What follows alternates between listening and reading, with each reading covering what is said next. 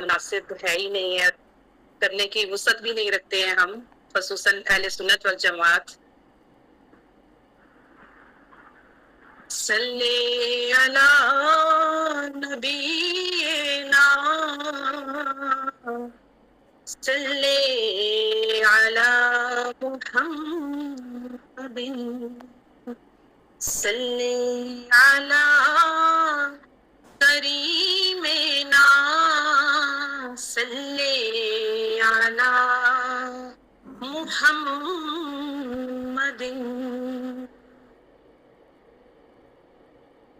سنبل پیچا زلف معنبر ہاتھ کا تکیا خاک کا بستر خمدار ابرو طاق حرم ہے یکساں ہی آقا کا سب پر کرم ہے خمدار ابرو طاق حرم ہے خمدار ابرو طاق حرم ہے یکساں ہی آقا کا سب پر کرم ہے لوہے قرآنی رخ سے آیا ہے زیر قدم ان کے کل کہکشاں ہے لوہے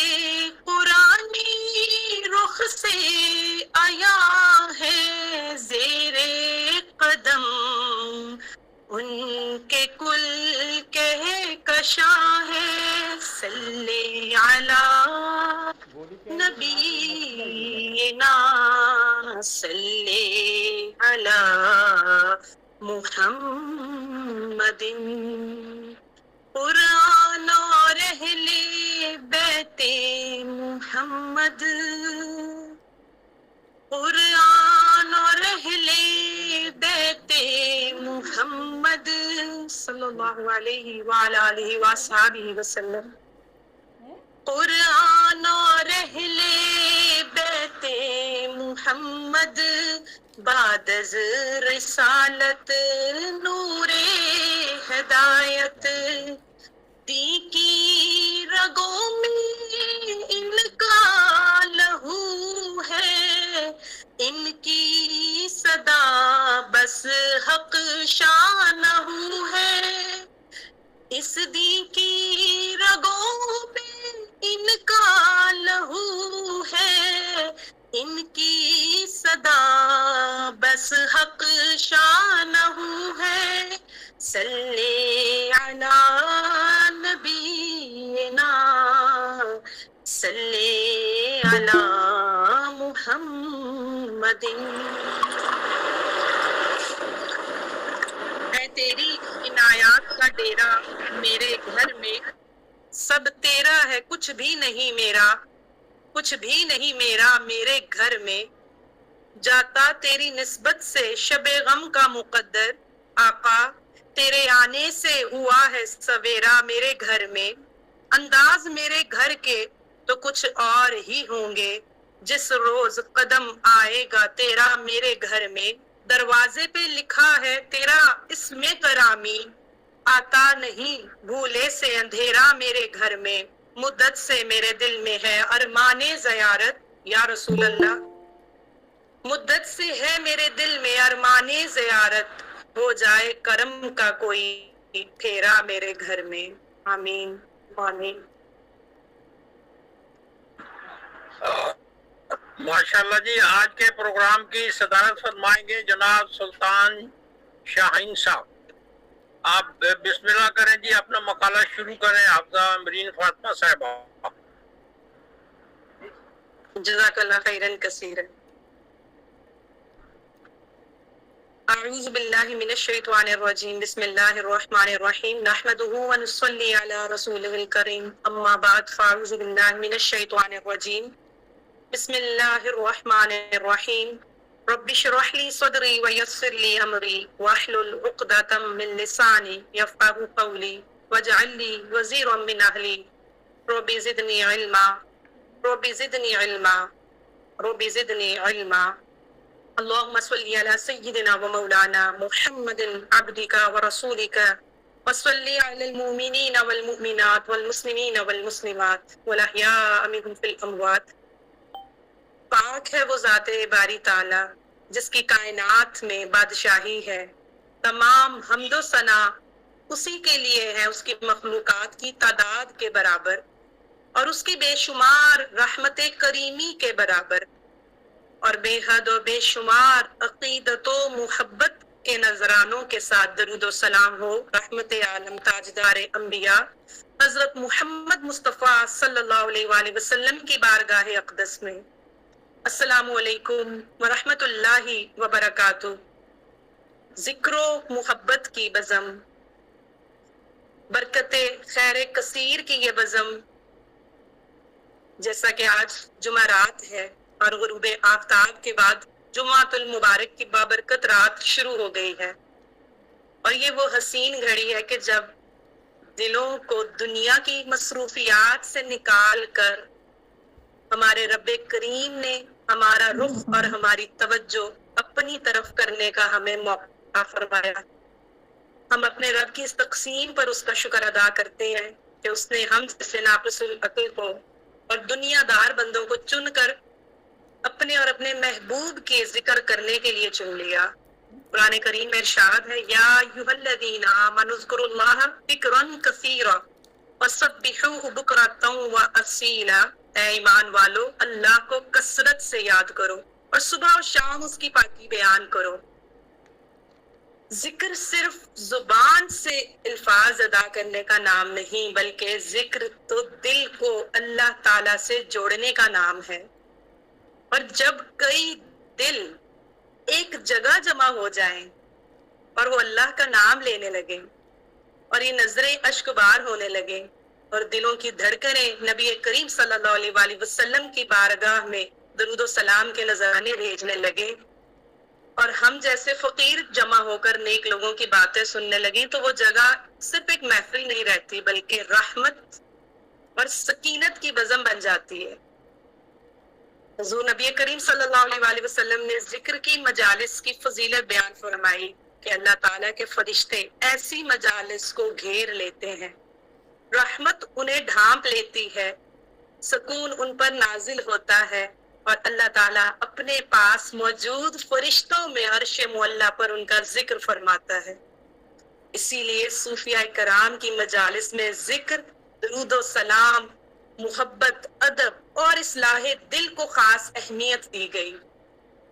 اور ان محافل کا مقصد صرف الفاظ دہرانا نہیں اور سامعین کا سامعین بن کر بیٹھ جانا نہیں، بلکہ انسان کے دل کو نرم کرنا اور اس دل میں اللہ کے نور کو جگانا ہے اور نبی کریم صلی اللہ علیہ وآلہ وسلم کی محبت کو دل میں مزید مضبوط کرنا ہے.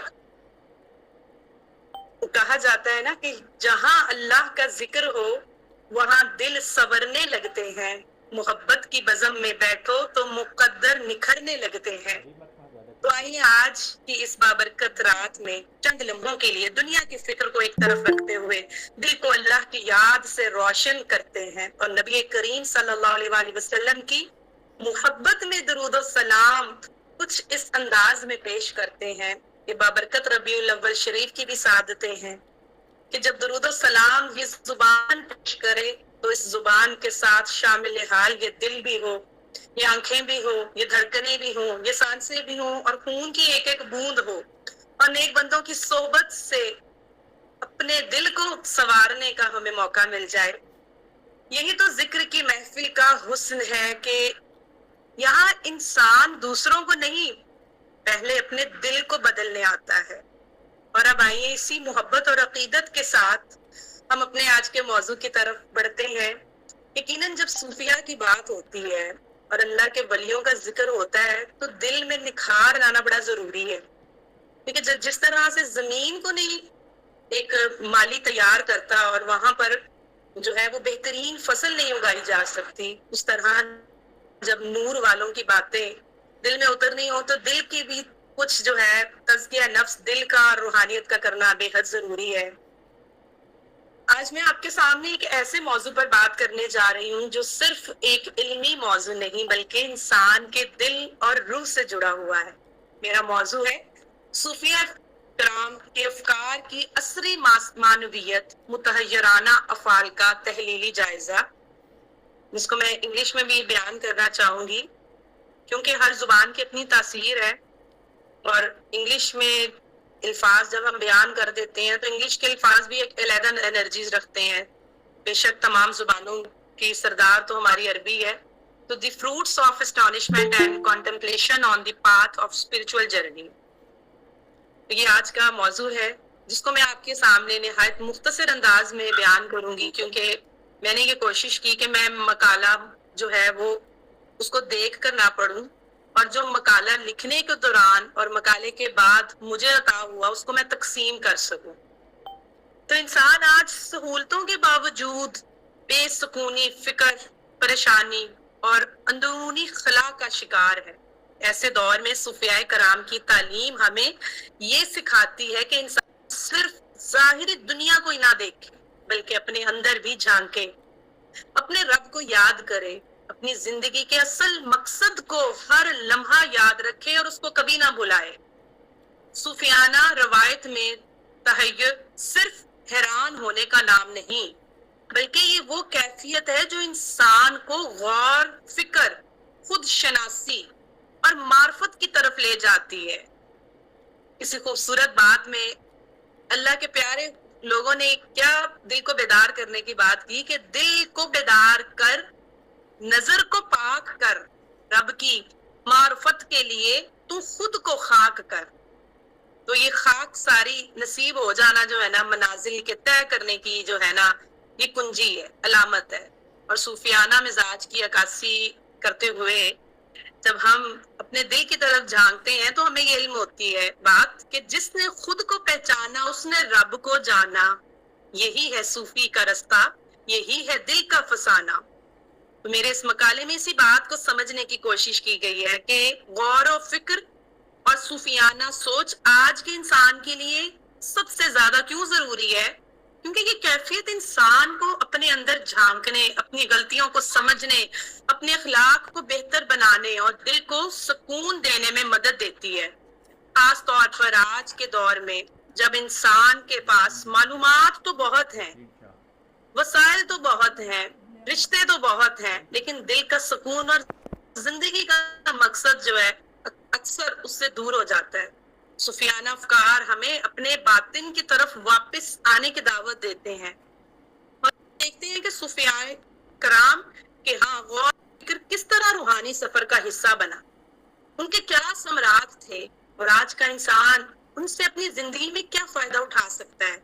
تو صوفیانہ تعلیمات ہمیں یہ پیغام دیتی ہیں کہ انسان دنیا میں رہتے ہوئے، دنیا کے شور و غل میں محو ہوتے ہوئے اپنے دل کو اللہ سے جب جوڑ لیتا ہے نا، تو جب دل اپنے رب سے جڑ جاتا ہے تو خیر اور فکر اس کے لیے معرفت کا رستہ بن جاتے ہیں۔ کیونکہ سلوک جس سے مراد ہے، سلوک کے معنی کیا ہے؟ سلوک کے معنی تو لغوی اور اصطلاحی معنی جانتے جانتے، پڑھتے پڑھتے ہم نے اپنی آدھی زندگی گزار دی، پر جب تک اس معنی کو ہم اپنی ذات میں نہیں آشنا کریں گے تو تب تک یہ معنی پڑھتے پڑھتے، کتابیں کھنگالتے اس کی منزل نہیں حاصل کر سکتا انسان۔ اور ہم دعا کرتے ہیں کہ آج کی اس نشست کے طفیل سے ہمیں یہ منزل مقصود عطا ہو، کیونکہ جس سے سلوک سے مراد کیا ہے، وہ راستہ اختیار کرنا کہ جس راستے میں نیت اور جستجو حق کی ہو اور اپنے رب کو راضی کرنے کا رستہ ہو، شریعت کا تابع بن کر اللہ کریم کی عبادت میں لگ جائے، اور ایسی پختگی اور استقامت کے ساتھ رضائے حق کا متلاشی وہ بن جائے کہ اس کو دیکھنے والے تو کہیں کہ یہ دنیا دار ہے، پر اس کے دل کی دنیا میں، اس کی روح کی دنیا میں اللہ اور اللہ کے محبوب کے نور کی تجلیات ہوں۔ اور جنہوں نے ہماری راہ میں کوشش کی ہے. رب کریم فرماتا ہے کہ جنہوں نے ہماری راہ میں کوشش کی ضرور ہم انہیں ان کا راستہ دکھاتے ہیں. تو ہم بھی اللہ سے دعا کرتے ہیں جب ہم سورہ الفاتحہ پڑھتے ہیں اور دہرا کر روزانہ پڑھتے ہیں اہدنا الصراط المستقیم صراط الذین انعمت علیہم، اور ہم کہتے ہیں کہ اے رب ہمیں سیدھا راستہ دکھا اور ان لوگوں کا راستہ جن پر تو نے انعام فرمایا. تو یہ پکار جب مومن اپنے دل سے بار بار پکارتا ہے اور یہ ایمان رکھتا ہے اور حضور کی حدیث مبارکہ پر یقین رکھتا ہے کہ مومن اپنے گمان کے ساتھ ہے، تو یقیناً اس کا رب اس کو رستے دکھاتا ہے. کیونکہ عباد الرحمن کا لقب جس رب نے اپنے بندوں کو دے دیا کہ رحمان کے وہی بندے ہیں. ہمارے رب نے جب مخاطب بھی کیا ہم جیسے خاکساروں کو تو کیا فرمایا؟ رحمان کے وہ بندے ہیں جو زمین پر اخلاق اور انکساری سے چلتے ہیں، اور جب جاہل لوگ انہیں پکارتے ہیں تو وہ سلام کرتے ہیں. یہاں سلام سے مراد کیا ہے؟ سلامتی، یعنی جو لاشعور انسان ہے جن کے لیے سلامتی کے معنی بھی نہیں، مفہوم سے بھی آگاہی نہیں، ان کو بھی دعائیں دیتے ہیں، دشمنوں کے بھلے کرتے ہیں، دل صاف کرتے ہیں، دلوں کو نور سے روشن رکھتے ہیں اور وہی روشنی آگے بکھیرتے جاتے ہیں. تو ان آیات کی روشنی میں واضح ہوتا ہے کہ سلوک کی اس وادی میں قدم رکھنے والا سالک ظاہری اور باطنی امراض سے پاک ہو جاتا ہے، کیونکہ اس کی جستجو اپنے رب کی طرف ہوتی ہے. ظاہری طور پر تو اس کا چہرہ دنیا میں ہوتا ہے، پر باطنی طور پر انی وجہت وجہی للذی فطر السماوات والارض حنیفا وما انا من المشرکین کی صدائیں دینے والا اس کا وہ چہرہ ہوتا ہے. اور ہر وقت اللہ کی یاد میں مگن رہنے سے اس کا دل نور وحدت سے ایسا منور ہوتا جاتا ہے کہ تجلیات باری تعالی کا محور اس کے حصار میں بن جاتا ہے، اور سالک عبادت میں روحانی کیف اور خوشگواری لذت محسوس کرنے لگتا ہے. یہ کیفیات اسے دنیا سے بے نیاز کر دیتی ہیں، اور یہ دنیا سے بے نیازی، یہ دنیا سے بے پرواہی جب اس کو حاصل ہو جاتی ہے تو اس کے دل کا رخ اپنے رب کی طرف ہو جاتا ہے، اس کی محبتوں کا حصار حضور کے قدموں کی طرف ہو جاتا ہے. اور حضرت عبداللہ بن عمر رضی اللہ تعالی عنہ نے فرمایا یا رسول اللہ صلی اللہ علیہ وآلہ وسلم ہم دنیا میں اس طرح رہیں، تو حضور نے فرمایا دنیا میں تم ایسے رہو جیسے ایک مفلس آدمی یا مسافر یعنی کوئی لانگ ٹرم پلاننگ نہ کرنے والا، اوور تھنکنگ نہ کرنے والا، فیوچر پلاننگز نہ کرنے والا، ٹھیک ہے. پراپرٹیز، بینک سٹیٹمنٹس، ہمارے لونز، ہماری اولادیں، یہ ہمارے معاملات، ہم کہتے تو ہیں وہ فوض امری الی اللہ، پر 24 گھنٹے صبح شام ہمارے دلوں میں دنیا گھومتی رہتی ہے. اللہ کے صوفیاء تو وہ تھے کہ جو ایک دن کا کھاتے تھے اور اگلے دن کا سوچتے نہ تھے، اور آج کے دور میں بھی الحمدللہ میں نے تو اپنے مشاہدے سے دیکھا ہے، ایسے ویل سیٹل لوگوں کو دیکھا ہے کہ جو دیکھنے میں تو شہنشاہ لگتے ہیں، تو یقین کریں جب ان کے قریب جاؤ تو ان کے پاس فقیروں کی طرح ان کی جو تجوریاں وہ خالی پڑی ہوئی ہیں. اللہ نے انہیں دنیا میں بھی بادشاہت دی ہے، اللہ نے انہیں دنیا میں پھر کوئی کمی نہیں دی ہوتی ہے، اللہ نے انہیں ہر نعمت خیر کثیر عطا فرمائی ہوتی ہے. حضرت ابو بکر صدیق رضی اللہ تعالیٰ عنہ نے ارشاد فرمایا کہ اللہ کا شکر ہے کہ اس نے اپنے تک پہنچنے کا ذریعہ عاجزی کے سوا کچھ نہ بنایا، کیونکہ عاجزی تو ہر شخص بآسانی اختیار کر سکتا ہے. تو ایک شخص نے فرمایا کیا تو اللہ والا بننا چاہتا ہے؟ اس نے کہا جی ہاں. تو آپ نے فرمایا دنیا و آخرت کی کسی شے کی رغبت نہ کر اور اپنے نفس کو اللہ کے لیے خالی کر دے. اور خالی کرنے کا مطلب کہہ دینا یا دعائیں مانگنا نہیں، جب تک مجاہدہ، جب تک یہ کوشش نہ کی جائے. اور خالی کرنے کا مطلب ہے کہ ایک مخصوص لمحے کے لیے اپنی اس توجہ کے ساتھ اپنے دل دماغ کو اللہ کے روبرو کر کے دنیا سے بے رغبتی کر لی جائے، اور پھر اپنے چہرے کو، اپنے پورے وجود کو اللہ کی طرف متوجہ کر لے. حضرت ابراہیم بن ادہم نے ایک شخص سے فرمایا کہ جب تم اپنے پورے چہرے کو اور اپنے پورے وجود کو اپنی توجہ کے ساتھ اللہ کی طرف کر لے گا تو پھر وہ بھی تیری طرف توجہ کر لے گا اور تجھے اپنا دوست بنا لے گا. سبحان اللہ. قرآن و حدیث کے حسب ذیل ارشادات کی روشنی میں ماشاءاللہ جب ہم اللہ کی باتیں سنتے ہیں، جب قرآن کریم میں اللہ ہم سے ہم کلام ہوتے ہیں اور ہم وہ کلام مبارک سنتے ہیں، وہ رقت امیز کیفیات، وہ حدیث مبارکہ حضور کے ارشاد کیے ہوئے وہ نورانی الفاظ اور صوفیاء کی یہ تمام برکت مہات الکتب، جب ہم ان تحریروں کو پڑھتے ہیں تو یقین کریں جب ہم اپنی جستجو سے پڑھتے ہیں تو محسوس ہوتا ہے کہ ان روحانی ہستیوں کی بھی توجہ ہماری طرف ہے، ان کا رخ بھی ہماری طرف ہو جاتا ہے. اللہ سلامت رکھے اپنے ایسے نیک لوگوں کو جن کے نقش قدم پر ہم چل رہے ہیں. ہم تو انعمت علیہم والے ہیں، ہم تو اس قابل بھی نہیں ہیں کہ اپنے رستوں کا چناؤ کر سکے. تو وہ رب کریم ہے، اسے درست حالت میں اس نے رکھنے کے لیے دنیا کو جس طرح سے وسائل بنائے، جس طرح سے کوششیں کی، اور سرکار مدینہ صلی اللہ علیہ وآلہ وسلم نے ساری انسانیت کو اس بات کی تعلیم دی کہ کس طرح انسان ہر وقت اپنے آپ کو خدا کی بارگاہ میں پیش کر سکتا ہے، ہر لمحہ بلکہ ہر سانس میں خدا سے تعلق کو مضبوط بنا سکتا ہے اور اپنی ساری زندگی کو عبادت کا ذریعہ بنا سکتا ہے. سید المرسلین صلی اللہ علیہ وآلہ وسلم کی حیات مبارکہ ہمارے لیے ایک بہترین نمونہ ہے. والی دو جہاں صلی اللہ علیہ وآلہ وسلم کی اتباع ہی اصل میں راہ سلوک ہے، کیونکہ سلوک وہ راستہ ہے جس پر چل کر انسان روحانی اصلاح کی منازل حاصل کرتا ہے، اور سالک کو راہ سلوک پر چلنے سے وہ مقامات اور درجات نصیب ہوتے ہیں جو اس کی ساری زندگی کا سرمایہ ہوتے ہیں. راہ سلوک پر چلنے والوں کی مثال ایسی ہے کہ جیسے کسی اونچے پہاڑ پر کوئی پھول کھلا ہو اور بہت ساری چونٹیاں اس تک پہنچنے کی کوششیں کریں. کچھ تو پھول تک پہنچ جاتی ہیں، کچھ راستے میں ہی دم توڑ جاتی ہیں. چلنے والوں کے لیے منازل طے ہوتی جاتی ہیں، ان کی کوششیں رب کریم دیکھتا رہتا ہے، اور پیر و مرشد یا شیخ کی رہنمائی جب مل جاتی ہے تو پھر نور سے نور کے موتی جڑ جاتے ہیں. اور راہ سلوک پر چلنے کا اصل مقصد اللہ کا قرب حاصل کرنا ہے. جنہوں نے منزل مقصود حاصل کر لی ہے، راہ سلوک تو سمجھ لیں انہی کے نقش قدم کو فالو کرتے ہوئے انہی کے فیض کے رستے، وہ نورانی رستوں پر چلنے کا نام ہی تو راہ سلوک ہے. اور سب فیض سے جڑتا جاتا ہے تو وہ خیر کثیر اللہ کی رحمت کریمی کو حاصل کرنے والا فیض بن جاتا ہے. اور حیرت جو کہ آج کا میرا موضوع ہے کہ صوفیہ کرام کی جو تصنیفات ہیں اور ان کی جو صحبت ہے اس کے متحیرانہ افعال، یعنی حیران کر دینے، غور اور فکر کر دینے. غور و فکر کا حکم تو ہمیں قرآن کریم میں ملتا ہے.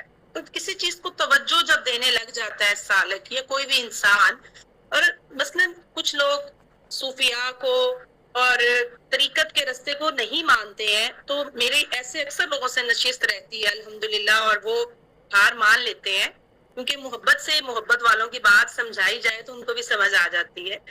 تو میں ان کو یہ کہتی ہوں کہ ایک عمارت بنی ہوئی ہے اور اسی میں جا کر آپ نے اپنا سفر شروع کر لینا، اور ایک آپ نے نئی عمارت بنانی. تو یہ حیرت، یہ غور و فکر، یہ سالک کو حق کے رنگ میں رنگ دیتی ہے. اب اس کے لیے دور نزدیک، غیب حاضری، وحدت و کثرت کوئی فرق نہیں رہتا، کیونکہ وہ زمان و مکان کے تنگ کوچے سے خلاصی پا چکا ہوتا ہے. وہ زمانے کی قید سے آزاد ہو کر بے زمانی کے رنگ میں رنگ جاتا ہے. اور یہ بے زمانی کا رنگ یہ ہے کہ بیٹھا تو کسی دنیا کے خاص دکھ میں ہو، لیکن کیفیات، اس کا چہرے کے آثار کچھ ایسے ہوں کہ جیسے اس کو تو کوئی فکر ہی نہیں ہے، کیونکہ اس کا توکل اپنے رب پر ہے، کیونکہ اس کی نوازشات، اس پر جو کرم ہونے ہیں، اس کی امیدیں اس کو اپنے رب سے ہیں. اور وہ رب جن کے محبوب رحمت للعالمین ہوں، جو کہ ہر مخلوق پر رحم کرنے والے ہوں، چاہے وہ شجر ہو، چاہے حجر ہو، چاہے انسان ہو، چاہے حیوان ہو. تو جو ہر ہستی پر کرم اور رحم کرنے والے آقا ہوں، تو وہ کہاں اپنے رستے پر چلنے والے کے دکھ کو دکھ رہنے دیتے ہیں. یقیناً وقت آتا ہے، لیکن یہ جو دکھوں سے گزارا جاتا ہے، کیونکہ مثلا میرا کچھ مشاہدہ اور میں چیزوں کو دیکھ کر سمجھ کر پھر جو ہے انڈرسٹینڈ کرتی ہوں. میں نے اپنی زندگی میں جو میرا پرسنل ایکسپیرینس ہے، ماشاءاللہ ہم سب یہاں پر شعور یافتہ لوگ موجود ہیں آج اس نشست میں، اور شعور والوں میں شعور والی بات کی جائے تو وہ بڑی قابل قبول ہوتی ہے. میرا ایک پرسنل ایکسپیرینس رہا کہ جتنے بھی اللہ کے قریب لوگ ہیں نا، جو اللہ سے جڑے ہوئے ہیں، اللہ کے محبوب سے جڑے ہوئے ہیں، ان کی زندگی میں مشکلیں بہت ہوتی ہیں. در حقیقت وہ مشکلیں اس لیے ہوتی ہیں کہ جب مشکل آتی ہے نا، ہم جیسا انسان پتھر دل اشک بار بھی تبھی ہوتا ہے، تبھی اس کے آنسو بہتے ہیں، تبھی اس کے مسلح زندہ ہوتے ہیں، تبھی کثرت عبادات ہوتی ہے. وہ جب عبادات کا خیر کرتا رہتا ہے، عطا ہوتا رہتا ہے، اور وہ مشکلیں کب نکل جاتی ہیں اس کو وہ شعور نہیں رہتا. تو یہ اسی کو اللہ کے نیک بندوں نے لکھا کہ وہ بے زمانی کے رنگ میں رنگ جاتا ہے. یعنی زمانے میں ہوتا تو ہے لیکن اس کی کیفیات، اس کے تفکر، اس کی مشکلات، اس کے مجاہدے سب اس کے رب کے روبرو ہوتے ہیں، اور ہر لمحہ اپنے محبوب کی محبت میں وہ گرفتار رہتا ہے. اور جب وہ یہ غم دیکھتے دیکھتے جب وہ وصال یار کے غم میں پہنچتا ہے تو وہ غم اس کو غم نہیں لگتا، وہ لگتا ہے اس کو کہ یہ دنیا کی سب سے بڑی نعمت ہے. جب وہ مدینہ طیبہ کی ہواؤں کو یاد کر کر کے احد شریف کے پہاڑ کے مناظر کو آنکھوں کے آگے لاتا ہے کہ مجھ سے تو بہتر وہ پہاڑ تھا جو حضور کے عشق میں روتا تھا، مجھ سے تو بہتر وہ تنیا تھا جس کے ساتھ سرور کونین صلی اللہ علیہ وآلہ وسلم اپنا جسد اطہر مبارک لگا کر خطبہ ارشاد فرماتے تھے، اور وہ کنکریاں جو کلمہ پڑھ کر حضور کے نام کے نذرانے پیش کرتی تھی. تو جب وہ یہ لمحات کو دیکھتا ہے تو وہ کہتا ہے کہ مجھ سا عاجز جب حضور کی محبت میں گرفتار ہے تو بس وہ ہر لمحہ اپنے محبوب کی محبت میں گرفتار رہنے کو اور جلووں میں مگن رہنے کو اور اس نورانی حصار والے روضہ رسول صلی اللہ علیہ وآلہ وسلم کے گرد طواف کرتے رہنے کو ہی اپنی منزل مقصود مانتا ہے. اور اس کو دنیا اور آخرت اس کو کوئی طلب نہیں رہ جاتی، اس کے لیے نفع نقصان برابر ہو جاتا ہے. کشف المحجوب میں داتا حضور لکھتے ہیں کہ جب تمہارے لیے خوشی اور غمی برابر ہو گئی ہے نا دنیا میں رہتے ہوئے، تو اب تم بن گئے ہو اصل صالح، اب تم طریقت کے رستے پر چلنے والے بن گئے ہو، کیونکہ تمہیں کوئی غم نہیں ہے. اللہ تعالیٰ یہ سعادتیں، یہ منازل ہمیں ان کو پریکٹیکل طور پر اللہ ہمیں عطا فرمائے، کیونکہ حکم تو ہمارے رب کا ہونا ہے، اس نے کن فیکون کہنا ہے.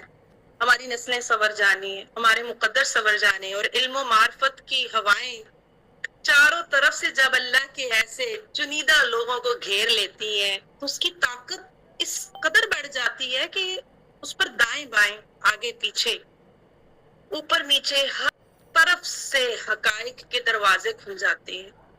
اور ایمان اس بات کی گواہی دیتا ہے، سرکار کا فرمان ہے کہ مومن کے دل میں جب خیر خواہی کی بات آتی ہے تو وہ اس کے رب کی طرف سے آتی ہے. تو یہ ایمان اس بات کی گواہی دیتا ہے، اور یقیناً ہم سب کے ایمان اس بات کی گواہی دیتے ہوں گے کہ جب ہم حضور کی قربت میں بیٹھے ہوتے ہیں، اللہ کے ذکر کے مجلس میں بیٹھے ہوتے ہیں، تو ہمارے اوپر کچھ خاص قسم کی سکینت اور انوار و تجلیات کا ظہور ہوتا ہے. تو وہ حقائق وہ کیا ہے؟ وہ حقائق، وہ انوار و تجلیات کہ وہ نور کی تارے، وہ خاص نور ہوتا ہے جو اللہ کے محبوب نے فرمایا کہ نورانی ملائکہ عرش سے فرش تک ڈھانپ لیتے ہیں انہیں جو میرے محبوب کا ذکر کرتے ہیں. تو وہ نورانی ملائکہ کی جو ڈھانپ ہے وہ ہمیں سکینت دیتی. اللہ یہ سکینت ہم تک محدود نہ رکھے، قیامت تک آنے والی ہماری نسلوں کو بھی اس سے آشنائی رکھے، کیونکہ جو دور چل رہا ہے، جو جنریشنز کا حال ہے، ہم تو صوفیاء کی کتب کو لے کر بیٹھے ہیں، نہ جانے اگلی جنریشنز کا کیا حال ہوگا. اپنی دعاؤں میں ہمیں کل امت مسلمہ کی نسلوں کے لیے ہمیشہ دعا کرنی چاہیے. آج کل ایتھسٹ اس حد تک انکریز ہو رہے ہیں کہ میرے تو ارد گرد میں نے کتنے لوگوں کو دیکھا ہے کہ وہ کوسچن کرتے ہیں بینگ ایتھسٹ، جو کہتے ہیں کہ مثلاً بینگ گڈ. آج کل لمز یونیورسٹی لاہور کی، بلکہ ہمارے پاکستان انٹرنیشنل لیول پر وہ ہائیلی ریپیوٹڈ یونیورسٹی ہے، وہاں کے اسٹوڈنٹس نے ایک نیا نعرہ بنایا ہے، good is enough, no need for God. یعنی کہ اچھے بن جاؤ، اچھے ہو اپنے دوستوں کے ساتھ، فیملی کے ساتھ، تو گاڈ کی ضرورت ہی نہیں ہے. تو ہم تو بیٹھے ہوئے ہیں نا انعمت علیہم کے رستے پر، لیکن جب سوسائٹی میں یہ چیز پریویل ہو گئی تو یہ چیز ہمارے لیے بہت فکر باعث، اور ماشاءاللہ اس طرح کی مجالس اگر سجتی رہیں گی تو یقیناً یہ ہوا بھی ہمارے الفاظ کی گواہی دے گی، کیونکہ مولا روم فرماتے ہیں کہ جب تم کوئی الفاظ ادا کرتے ہو تو یہ تمہارے الفاظ ہوا میں خلا میں ٹھہر جاتے ہیں اور وہ اپنے ملتے جلتے الفاظ کو تلاش کر کے جڑ جاتے ہیں، اور جب وہ جڑ جاتے ہیں تو وہ ایک چین کی طرح بن جاتا ہے اور اس کو توانائی اللہ کا نور عطا کرتا ہے۔ تو یہ وجہ ہے کہ جس بات کا چرچا زیادہ ہوتا ہے اسی کو ہی مقبولیت مل جاتی ہے۔ تو اللہ کے نیک بندوں کے عطا کیے ہوئے ارشادات تو وہ نور کے خزانے ہیں جو ہمیں کتابوں میں بھی نہیں ملیں گے، کیونکہ زبان سے ادا کیے ہوئے الفاظ تو رب کریم زبان کو طاقت دیتے ہیں تو یہ زبان ادا کرتی ہے۔ جب تک رب کی طاقت نہ ہو، رب کا کرم نہ ہو، رب کی جلالیت، اس کا رحم، اس کا کرم ساتھ نہ ہو تو ہم جیسے عاجز، ہم جیسے ناقص العقل کچھ نہیں کر سکتے۔ اور انسان کو بحث مباحثہ سے دور لے جانے والی چیز کیا ہے جو راہ عشق کے لیے خاص اہمیت رکھتی ہے، اس کے لیے ہمارے حضور سرور صلی اللہ علیہ وسلم نے بھی ہمیں بار بار یاد دہانی کروائی، اپنے ارشادات مبارک ہمیں عطا فرمائے۔ وہ کیا ہے؟ وہ ہے جو آج کل ہمیں بہت ضرورت ہے، وہ ہے زبان کی خاموشی۔ زبان کی خاموشی، کیونکہ زبان کی خاموشی جب انسان کو عطا ہو جاتی ہے تو ایسا محسوس ہوتا ہے کہ اس عاشق کے بدن میں انسانی عضو ہے ہی نہیں، اس کے اندر نہ ہمت ہے، نہ حوصلہ ہے، اس میں عاجزی ہے، اس کے دل میں کیا چل رہا ہے، اس کے خون کی ایک ایک بوند کی تپش کیفیات کیا کہہ رہی ہیں، اس کے اندر کلام کرنے کی طاقت نہیں ہے، جو کچھ وہ دیکھ رہا ہے وہ اسے بیان بھی نہیں کر رہا اور وہ عاجزی میں خاموش ہے۔ وہ کہہ رہے ہیں رب کیا بولوں، نہ طاقت ہے، نہ عقل ہے، نہ شعور ہے، تو نے یہ صحت دی ہے، تو نے ہی یہ سانسیں دی ہیں، اس زبان سے ادا کیا کروں؟ یہ تو راہ عشق کا ایک اولین درجہ ہے جو ہم جیسے لوگوں کے لیے عطا کرنا تو ایک انہونی ہے۔ اللہ ہمیں عطا کرے زبان کی خاموشی، دل کا نور عطا کرے، کیونکہ انسان ہیلے بہانوں کے بجائے جب غلطی کا اعتراف کر لیتا ہے اور وہ قبول کر لیتا ہے کہ میری غلطی ہے تو پھر اس کے رب کو بھی اس پر محبت جو ہے وہ محسوس ہوتی ہے۔ اللہ فرماتا ہے، اللہ کہتا ہے کہ اے بندے تو نے جب ندامت اور شرمندگی کے ساتھ آنسو بہائے تھا تو وہ تیرے جو آنسو ہیں وہ قبول ہوئے ہیں۔ میں تو کہتی ہوں کہ دعا جب ہم کرتے ہیں تو یہ آنسو وہ ہیں جو حضور کو محبوب ہیں صلی اللہ علیہ وسلم۔ اور کارل یونگ سائیکالوجسٹ جو فیمس، جس کی کلینکل سائیکالوجی چل رہی ہے آج کل ہمارے دور میں، وہ کہتا ہے کہ آنسو 3 قسم کے ہیں۔ ایک تو خوشی کے آنسو ہیں جو بے آ گئے، ایک دکھ کے آنسو ہیں، ریگریٹ کے آنسو ہیں جو ہمارے تکلیف میں کسی دنیا کی چیز کھو جانے کی وجہ سے آئے، اور ایک آنسو وہ کہتا ہے اس کو اس نے کہا ایموشنل اسٹرینتھ ہے وہ آنسو۔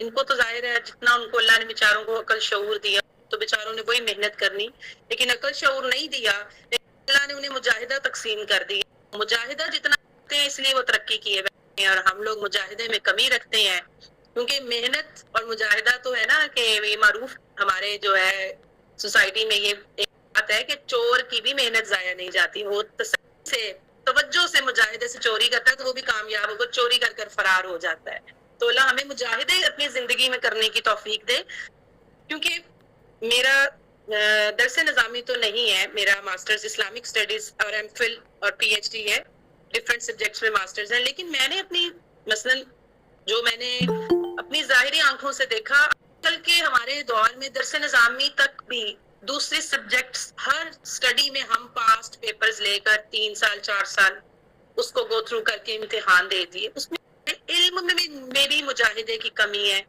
ہماری پریکٹیکل لائف میں بھی مجاہدے کی کمی ہے، اور جب ہماری محنتیں شامل ہوتی ہیں جیسے ہمارے صوفیاء نے محنتیں کی، جیسے وہ نماز ادا کرنے کے لیے کہاں پانی بھر کر اور ساری ساری رات اللہ کی بارگاہ میں مصلی پر کھڑے رہتے تھے، وہ ان کے مجاہدے تھے۔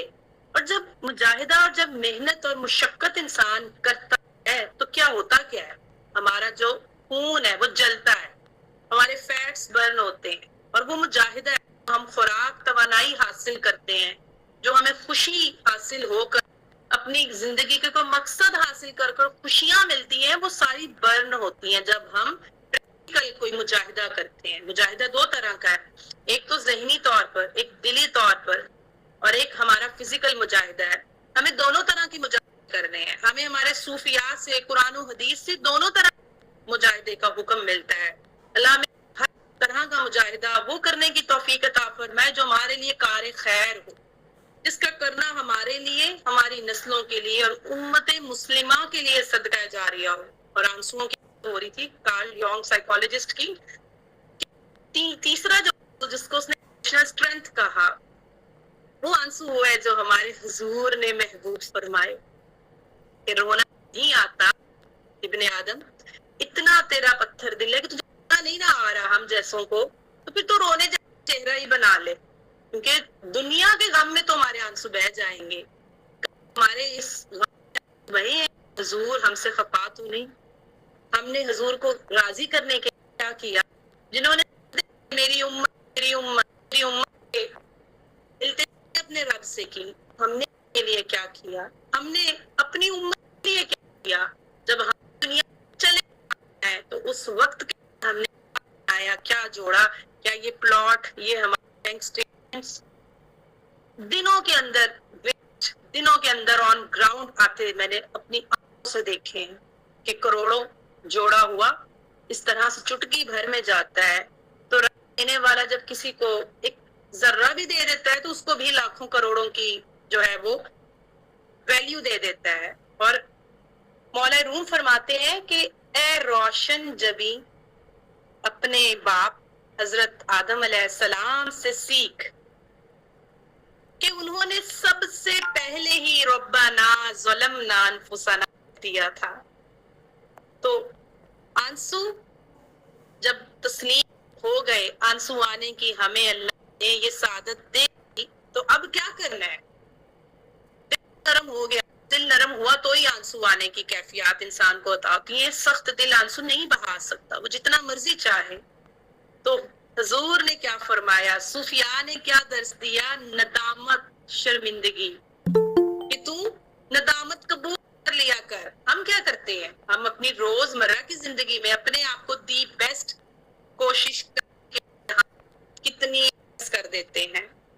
تو الہی کی وادی میں جب عاشق اپنا قدم رکھتا ہے تو وہ اپنا غرور سب کچھ پر لے آتا ہے اور اپنی عقل قربان کر دیتا ہے، عقل کو قربان کر دیتا ہے، عقل کو حضرت محمد مصطفیٰ صلی اللہ علیہ وسلم پر قربان کر دیتا ہے۔ مثنوی شریف فارسی اشعار کے میں آپ کو اردو ترجمہ بیان کر رہی ہوں اپنے مقالے سے، کہ مولا روم کیا فرماتے ہیں، عقل کو حضرت محمد مصطفیٰ صلی اللہ علیہ وآلہ وسلم پر قربان کر دے اور حسبی اللہ کہہ دے کہ اللہ بس مجھے کافی ہے، کہ یہ اپنے عقل کے فلسفے کو رائٹ رانگ گڈ بیڈ کو چھوڑ دے اور حضرت محمد مصطفیٰ صلی اللہ علیہ وسلم پر قربان کر دے اور حسبی اللہ کہہ دے کہ بس میرا رب مجھے کافی ہے، جو اس کا فیصلہ ہوگا وہی میرا فیصلہ ہوگا۔ اب یہ تیری نانیاں، یہ تیری عقل، یہ تیرے شعور، ان کو چھوڑ دے اور آج سے اپنی ایک نئی صبح، ایک نئی زندگی کا شروع کر دے کہ میرا رب میرا حامی و ناصر ہے، اور طریقت کے راستے میرے اللہ کے پیاروں نے جو سکھائے، وہ صبر، وہ مجاہدہ، وہ برداشت، وہ ندامت، وہ شرمندگی، وہ میں کو مار دینا۔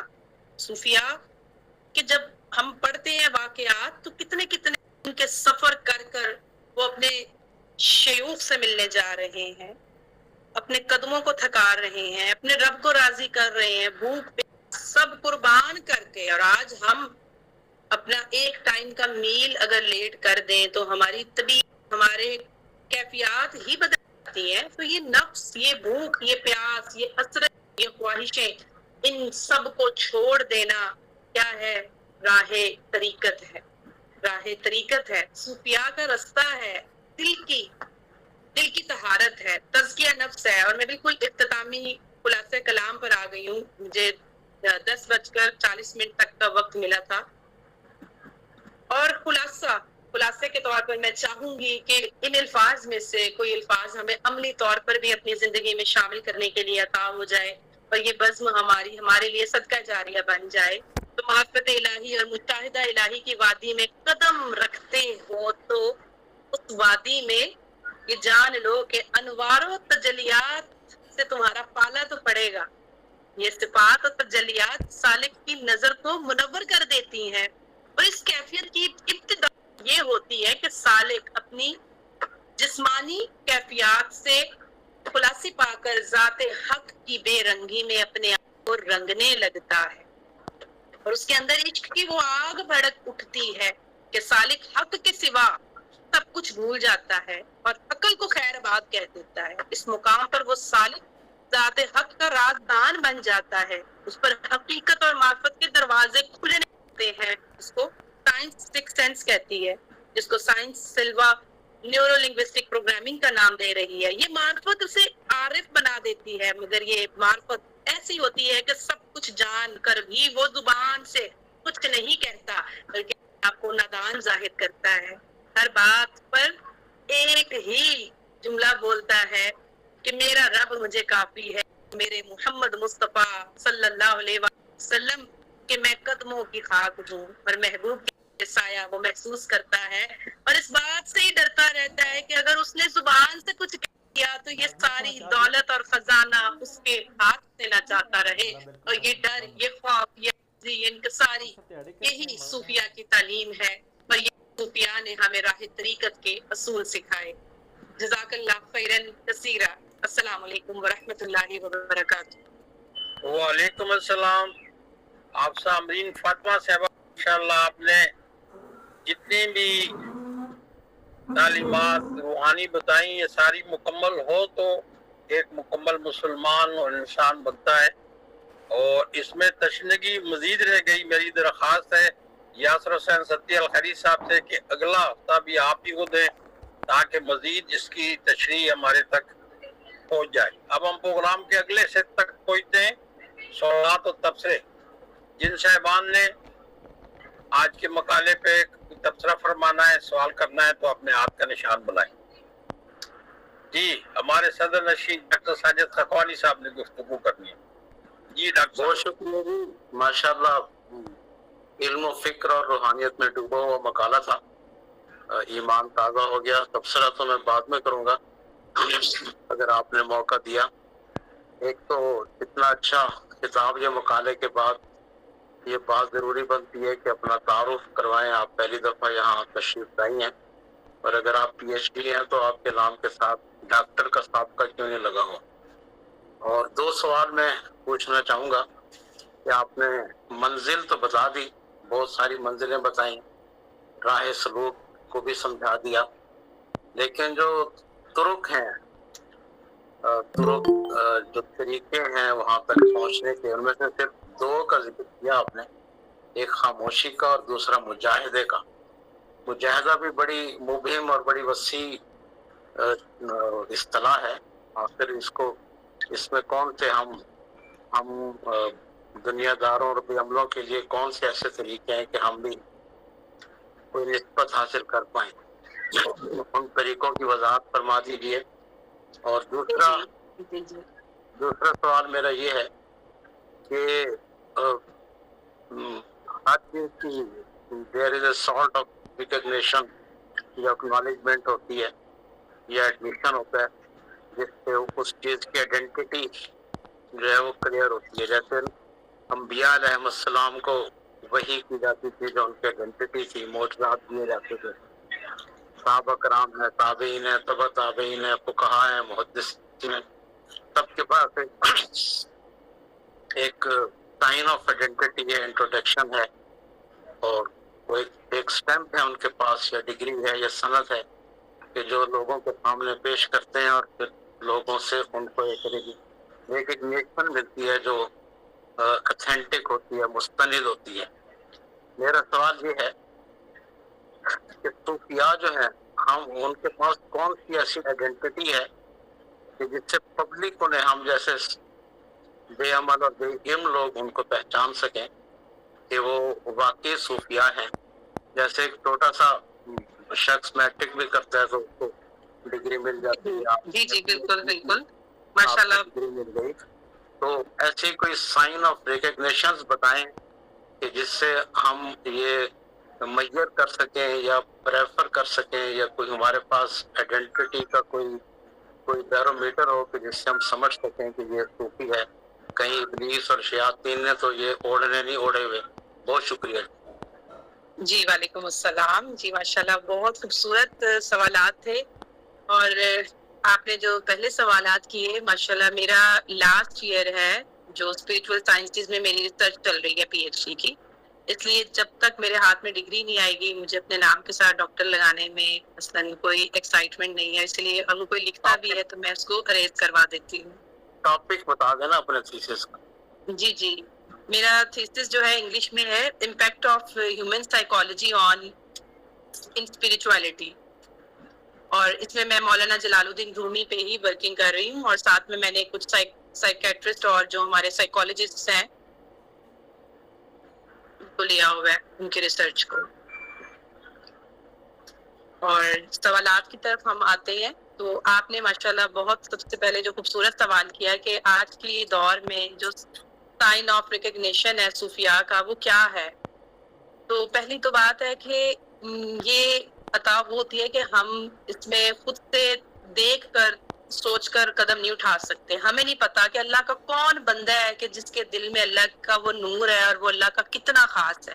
کیونکہ صوفیاء کا آسان معنی میں تو اللہ کے مقبول اللہ کے برگزیدہ چنے ہوئے بندے ہیں چنیدہ بندے ہیں. تو ہمیں نہیں پتا اگر ہم اس چیز میں رہیں گے کہ کوئی بہت بڑے آستانے پر ہی اللہ کا صوفی ہوگا یا کوئی بہت بڑا جو محقق ہے وہی اللہ کا صوفی ہوگا تو ہم نہیں جانتے. دوسری بات جو میرا ایک اپنا تجربہ رہا ہے ایک اپنی لائف کی مثلاً ایکسپیرینسز میں تو مجھے لگتا ہے کہ جو نہ طمع کریں نہ جمع کریں اور ہر وقت دوسروں کو منع نہ کریں جس کو ہم سوسائٹی میں کریٹیسزم بھی کہتے ہیں وہ بھی اللہ کے نیک لوگوں کی پہچان ہے اور سائن آف ریکگنیشن ہے. کیونکہ ان کو نہ جمع کرنے کا شوق ہے نہ ان کو کسی چیز کا تجسس اور طمع ہوتا ہے. ان کے لیے نفع نقصان برابر ہوتا ہے. وہ اللہ کی ذات پر توکل کیے ہوئے ہر لمحے رہتے ہیں. نہ صبح کا انہیں غم اور نہ انہیں شام کا غم ہوتا ہے. اس کے بعد آپ نے جو سوال کیا کہ میں نے صرف خاموشی اور مجاہدہ ماشاءاللہ آپ نے یہ دو اگر نکات بیان کیے ہیں تو اس کا مطلب یہ ہے کہ آپ کے دل پر ان کی بہت خاص رقت انگیز کیفیات ہوئی ہیں جو آپ نے فوراً تو میں اس کے لیے اللہ کی بھی بہت شکر گزار ہوں اور آپ کی بھی میں جو ہوں بہت مشکور ہوں کہ آپ نے ان دونوں پوائنٹرز کو اتنا فوراً سے ریکال کیا. میرے لیے یہ قابل فخر ہے کہ آپ نے اپنی توجہ میرے الفاظ کو ادا فرمائی. تو اس سے پہلے جو ہے میں نے صوفیاء کا ادب کہ وہ اللہ کی مخلوق کا ادب کرتے ہیں اپنی انا کو مار دیتے ہیں ان کے لیے اپنی ذات کے لیے جس کو ہم اپنے پوائنٹ آف ویو سے تو سیلفشنس ہمارے اگر ہم دیکھیں تو ہمارے آج کی مسلم کمیونٹی میں اگر بہن بھائیوں میں ہی دیکھ لیں وراثت کے جہاں فیصلے ہو رہے ہوں وہاں پر کتنی سویر قسم کی سیلفشنس ہوگی اور ہوتی ہے جنمن ہے. کیونکہ ہمیں اپنی سیلفشنس اپنی میں کی فکر اپنے سٹیٹس کی فکر صوفیاء میں نہیں تھی. ان کے لیے عقل جو تھی وہ انہوں نے اپنے رب کو دے دی. جو مولا روم نے فرمایا کہ عقل کو قربان کر دے حضرت محمد مصطفیٰ صلی اللہ علیہ وآلہ وسلم پر اور حسبی اللہ کہہ دے. اور ان کی عاجزی ان کی سادگی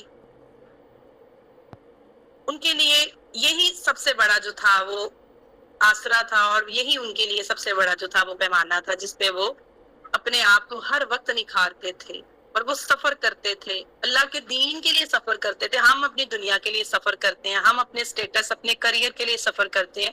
تو مثلاً ہم اگر یہ سوچ کر نکلے ہیں کہ we have to find out صوفیز تو یہ مشکل ہے. کیونکہ جس رب نے ہمیں کسی نور والے بندے سے ملانا ہے تو اس نے کسی عام بندے سے بھی ہمیں نور کی خیرات عطا کر دینی.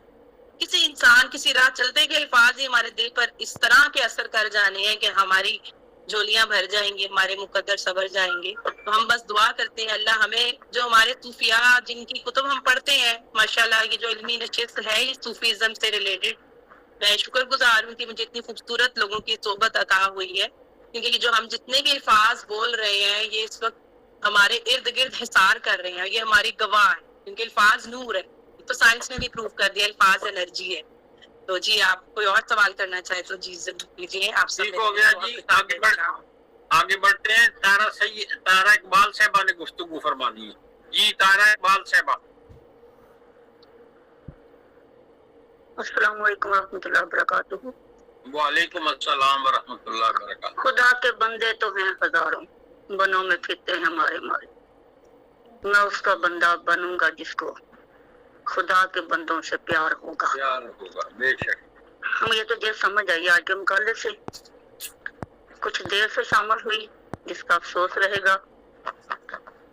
طبیعت زیادہ فریش نہیں تھی، بہرحال جب آئی تو سوچا یہی تھا کہ تھوڑا سا چیک کرتی ہوں کیا موضوع ہے، لیکن ماشاءاللہ میڈم صاحبہ کی باتوں نے ہلنے کوئی نہیں دیا۔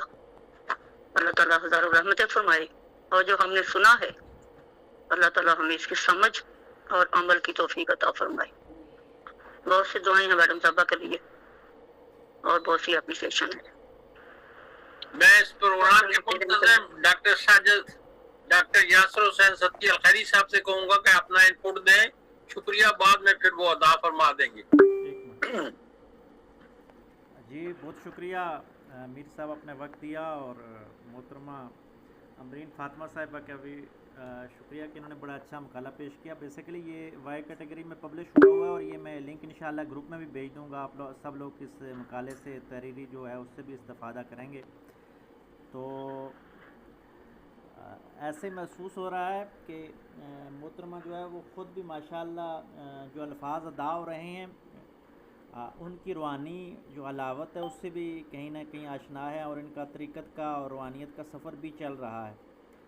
تو وہ بڑا ایک خوبصورت امتزاج بن جاتا ہے کہ جب آپ اسی راستے کے حقیقی مسافر ہوں اور پھر آپ گفتگو کریں، اور پھر انسانی نفسیات، اس پہ بھی کبھی ان سے سنیں گے کہ روحانیت کا نفسیات پہ کیا اثر ہوتا ہے، کیونکہ نفس اور روح الگ الگ چیزیں ہیں، وہ الگ چیز ہے، نفس الگ اور نفسیات پھر اس سے بھی الگ چیز ہے، اور روح ایک الگ چیز ہے اور روحانیت الگ چیز ہے۔ اس پہ کبھی انشاءاللہ ڈیٹیل ان سے سنیں گے، لیکن بڑا اچھا لگا کہ تصوف کی جو عملی جہتیں ہیں اور صوفیاء کے جو حقیقی مقاصد ہیں اس کی طرف یہ مقالہ لے کے گئی ہیں، اور ایک اچھی کاوش ہے۔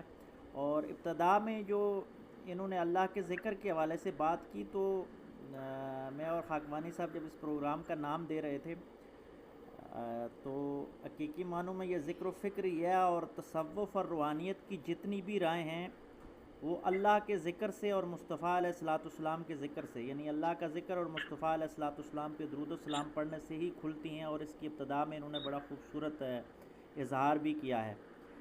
بس ہم سب بھی اگر چاہتے ہیں کہ یہ راستے ہم پہ کھل جائیں تو ہم ذکر کثیر کریں، کیونکہ صوفیاء فرماتے ہیں کہ اگر آپ ایک من اللہ کا ذکر کرتے ہیں تو ایک رتی شکر پیدا ہوتا ہے، اور یہ رتی رتی جو شکر ہے یہ مل کے جب ایک من شکر ہو جاتا ہے تو پھر ایک رتی صبر پیدا ہوتا ہے، اور جس کو صبر مل جاتا ہے اللہ اس کو فرماتا ہے کہ ان اللہ مع الصابرین، کہ میں صبر کرنے والوں کے ساتھ ہوں۔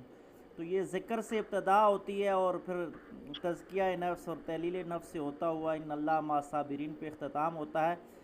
بڑی منزلیں ہیں، ہم تو طالب علم ہیں، ہم ان کی محبت کرنے والے ہیں۔ دعا کریں کہ اللہ تبارک و تعالیٰ ان عظیم صوفیاء کی برکت سے ہماری دنیا اور آخرت آسان فرمائے، اور خاتمہ حسن ایمان کے ساتھ۔ تو اسی پہ اختتام کرتا ہوں، بہت شکریہ۔ شکریہ جی، آگے بڑھتے ہیں۔ ڈاکٹر شہناز ظہیر صاحب ہمارے ساتھ دیار خیر کینیڈا سے شامل ہوتی ہیں، ہماری رہنمائی فرماتی ہیں۔ جی ڈاکٹر صاحبہ۔ السلام علیکم ورحمۃ اللہ وبرکاتہ۔ بہت ہی اچھا مقالہ تھا، اور واقعی میں جو ہے یہ تصوف کے موضوع پر جو ہے ریسرچ کر رہی ہیں، جس کا ان کا اپنا اسلوب گواہ ہے کہ انہوں نے جو ریسرچ کی ہے تو ان کے اپنے اسلوب میں بھی وہ در آئی ہے، ریسرچ بھی اور ان کا اپنا اسلوب بھی اچھا ہو گیا۔ میرا سوال یہ تھا کہ آج کل کا دور، کیونکہ موضوع ایسا نا عصری معنویت اور پتہ نہیں متخیرانہ افعال لکھا ہوا ہے یا متحیرانہ افعال لکھا ہوا ہے، تو اگر خیر کا ہے پھر تو ٹھیک ہے، اگر تحیر کا ہے تو اس کی تو پہچان کرنی پڑے گی۔ تو سوال میرا یہ تھا کہ آج کل کے دور میں ہم ان علوم و معارف کو، یہ جو تصوف کے پلیٹ فارم سے ابھر رہے ہیں تمام علوم و معارف، وہ اس مادی دنیا میں کیسے جو ہے نئی نسل کو ہم آج کل کے دور میں جو ہے ان چیزوں کا تعارف کروائیں گے، اور وہ کون سے ادارے ہیں کہ جو اس پر کام کر رہے ہیں، اور یہ کہ کیسے جو ہے ہم وہی جو ڈاکٹر ساجد خاکوانی نے کہا تھا کہ وہ کون سا پیمانہ ہے کہ جس سے ظاہری طور پر بھی پتہ چلے کہ بھی فلاں شخص جو ہے وہ تصوف میں ماہر ہے۔ تو یہ 3 چھوٹے چھوٹے سوال تھے جن کا ایک ہی جواب ہو سکتا ہے، تو اس کا جواب چاہیے۔ شکریہ۔ جی ماشاءاللہ، بہت خوبصورت سوال کیا آپ نے، جزاک اللہ خیرن کثیرہ۔ آج کل کی جو ہماری جنریشن جس کو جن زی کہا جا رہا ہے، ان کے لیے سب سے زیادہ جو پرابلمٹک بات ہے وہ ان کا فوکس لیول ہے، کیونکہ ان کا ہر time focus internet social media پر ڈائیورٹڈ ہے، ٹھیک ہے، اور فوکس ہی جو ہے جو انسان کو عطا کرتا ہے۔ اور فوکس کو اگر ہم اپنے شریعت کے پوائنٹ آف ویو سے دیکھیں تو فوکس اصل میں جو ہے نا نیت ہے، کیونکہ جب توجہ ہماری کسی رخ کی طرف جاتی ہے تو نیت ہوتی ہے تو ہماری توجہ اس طرف جاتی ہے، تو نیتوں کی اصلاح بہت ضروری ہے۔ اور اولاد کا جو معاملہ ہے نا، اس میں مجھے لگتا ہے مکافات عمل بہت بہت حق ادا کرتا ہے۔ تو جب ہماری جو خاص ہو، ہماری دعائیں ہماری سجدوں میں ہم اپنی اولادوں کے لیے اور اپنی اولادوں کے ساتھ بھی جو صوفیہ نے سکھایا خیر تقسیم کرنا، تو جس کو اپنی اولاد کا غم ہے وہ دوسروں کی اولادوں کے لیے مانگنے لگ جائے، تو یقین کرے اس کی اولاد کو بن مانگے عطا ہو جاتا ہے، کیونکہ والی دو جہان العالمین ہے نا، جو ہمارے سینوں کے راز جو ہیں ان سے بھی آشنا ہے۔ تو ہم تو اہل سنت و جماعت حضور صلی اللہ علیہ وسلم کی نظر رحمت کو اس ایمان سے مانتے ہیں کہ نظر کرم ایسی ہے کہ ہم جیسے سنگ راہ کو ہیرا بنا دیا ہے، تو ان کی وہ نظر رحمت ہر وقت مانگتے رہیں۔ یقین کریں کہیں جانے کی ضرورت نہیں ہے، گھر بیٹھے ہی اللہ دل میں ہمیں عطا کرے گا، کیونکہ اگر ہمارا دور مشکل ہے تو پھر اللہ تعالیٰ بھی ہمارے لیے آسانیاں فرمائیں گے، اور یقیناً آسانیاں فرمائیں گے۔ اور صوفیاء تک پہنچنے کے لیے ایک تو شیخ جب ہم طریقت حاصل کر لیتے ہیں، بیعت کر لیتے ہیں نا، تو ظاہری طور پر کچھ نہیں بھی کر رہے تو فیض عطا ہوتا ہے، لازمن ہوتا ہے۔ کیونکہ میں آپ سب کے سامنے ایک پریکٹیکل اگزامپل ہوں، کیونکہ میرے والد محترم پیر نصیر الدین رحمۃ اللہ علیہ سے بیعت اور ساری زندگی ان کے قدموں میں بیٹھ کر گزاری، اور بچپن ان کی مثلاً ان کی کیسٹس ہوتی تھی اس ٹائم پر، وہ گزرتے ہوئے گزرا۔ تو والدین نے جو بیعت اور وہ جو طریقت میں جو مراحل اپنے ادا کیے ہوئے ہیں نا، وہ ان کی خون کی تاثیر سے اولاد تک لازمی پہنچتے ہیں۔ والدہ میری چشتیہ سلسلے سے بیعت تھی، اور جب کہ میرڈ لائف میں ایک امتحان دیکھنا پڑا کہ پیور اہل حدیث جو کہ ان چیزوں پہ یقین ہی نہیں رکھتے، تو اگر اولاد کو آگے عطا ہو رہا ہے اور مجھے بھی عطا ہوا تو وہ والدین کا ہی فیض تھا، کیونکہ طریقت اور صوفیاء کی تعلیم ایک بک ریڈنگ نہیں ہے کہ ریڈ کر لی، ایک موڈیول کر لی اور ہمیں اچیو ہو گیا۔ جب تک اندر نیتوں میں نکھار نہیں ہے، اندر سے آنسوؤں کے ساتھ جب تک ہم اپنے مصلی پر اللہ کے سامنے قبلہ رخ ہو کر اپنے ہاتھ پھیلا کر اپنی اولادوں کے لیے نہیں مانگیں گے نا، تب تک بن مانگے بن کیے کچھ نہیں ہو سکتا۔ تو انشاءاللہ جب ہم وہی بات کہ جب دوسروں کے لیے مانگنے لگ جائیں گے، کیونکہ وہ صحابی رسول نے جب حضور صلی اللہ علیہ وسلم سے وہ درود پاک پوچھا تو وہ برکت کے لیے جو عطا کیا، اس میں جو الفاظ ہیں والمؤمنین مومنات والمسلمین والمسلمات، تو جب مومنین کے لیے اور مسلمانوں کے لیے اپنی امت کے لیے مانگنے لگ جائیں گے ہم، تو پھر تو ہم حضور کی کل امت کے لیے مانگ رہے ہیں، تو حضور ہمیں تو ضرور عطا فرمائیں گے اور اللہ بھی عطا فرمائے گا یقیناً۔ ٹھیک ہو گیا جی، آگے بڑھتے ہیں۔ ڈاکٹر محمد فیض خان صاحب نے گفتگو کرنی ہے۔ جی ڈاکٹر صاحب۔ جی بہت شکریہ کتنا پیر صاحب اللہ پاک ساروں کے پہچان کرے۔ یہ بہن کیا خوبصورت آپ نے آج مقالہ پڑھا ہے، بار کے ابتدا کرتا ہوں نحمدہ ونصلی ونسلم علی رسولہ الکریم اما بعد اعوذ باللہ من الشیطان الرجیم بسم اللہ الرحمن الرحیم ان اللہ ملائکتہ یصلون علی النبی یا ایھا الذین آمنوا صلوا علیہ وسلموا تسلیما الصلاة والسلام علیک یا سیدی یا حبیب اللہ وعلی آلک و اصحابک یا سیدی یا محمد رسول اللہ. سبحان اللہ. ایک تو آپ نے جو پڑھا اس کی میں بعد میں پکڑوں گا. تمام سوالات میں بخوبی سنیں, بڑا خوبصورتی سے سوالات بھی ہوئے, جوابات بھی ملے, مگر آخر میں ایک ایسے شخص کا نام آپ نے لے دیا جس کی گود میں نے زندگی کے مضمون پڑھے. پیر نصیر الدین نصیر علیہ رحمہ کا کیا تعلق ہے یہ یہاں ذکر نہیں کروں گا, پھر کبھی موقع ملا ضرور کروں گا. مگر آئیے چلتے ہیں قرآن سے, دیکھتے ہیں کہ قرآن اس بارے میں کیا کہتا ہے. سورہ احزاب کی 33ویں آیت لیتے ہیں. بسم اللہ الرحمن الرحیم. وقرن فی بیوتکن ولا تبرجن تبرج جاہلیہ الأولى وأقيمنا الصلاة وآتينا الزكاة وآتينا الله ورسوله إنما يريد الله ليذهب عنكم الرجس أهل البيت ويطهركم تطهيرا. کہتا کیا ہے قرآن آپ کو؟ اور اپنے گھروں میں ٹھہری رہو اور بے پردہ نہ, جیسے پہلی جاہلیت کی بے پردگی, اور نماز قائم کرو اور زکوٰۃ دو, اللہ اور اس کے رسول کا حکم مانو. اے نبی کے گھر والو, اللہ تو یہی چاہتا ہے کہ تم سے ہر ناپاکی دور فرما دے اور تمہیں پاک کر کے خوب صاف ستھرا. اب آتے ہیں آپ کے ٹاپک کی طرف. کیا یہی چیزیں ان صوفیاء کی زندگی کا منبع نہیں تھی؟ روحانیت کے 3 وسائط ہیں جس میں شریعت ہے, طریقت ہے اور حقیقت. اور ان ساری چیزوں سے بڑھ کے جو چیز آتی ہے وہ ہے اس کا مقال, قال, حال اور عمل. مقال اگر اس کے بولنے کا انداز صحیح ہے تو سمجھ جائیے جس سے درود ادا ہوگا اس سے شخصیت بھی نگرے گی اور بہت نگرے گی. براہیمی نظر پیدا مگر مشکل سے ہوتی ہے, حوث چھپ چھپ کے سینوں میں بنا لیتی ہے تصویریں.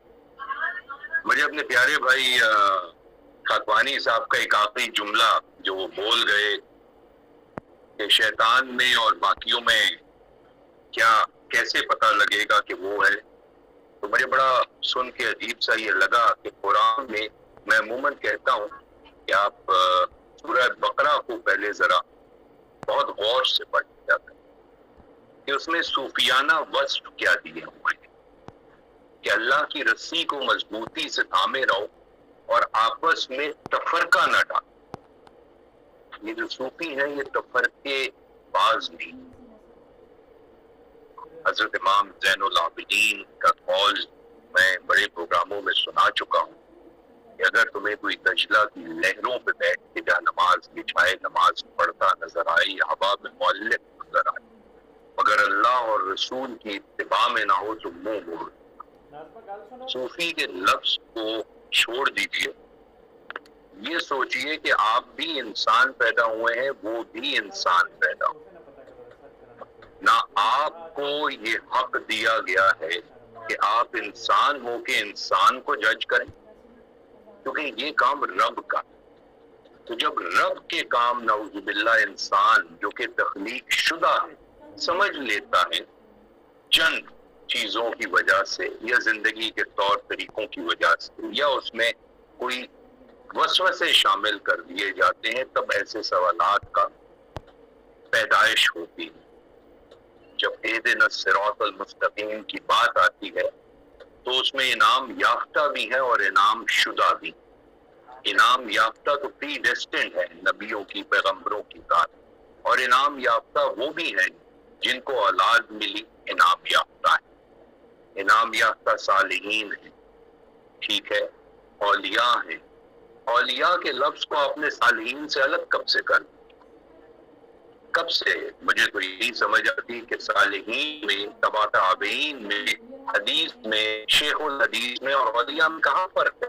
کیا اولیاء یا جو ایک ہیں اولیاء جن کا ہم ذکر کر رہے ہیں، ایک ہے اور قبلہ نصیر صاحب کی زبان بول رہا ہوں، اٹھائیے ان کا ایک لیکچر سنیے گا جس میں انہوں نے ڈیفائن کیا تھا کہ اولیاء میں اور لیاء میں کیا فرق ہے۔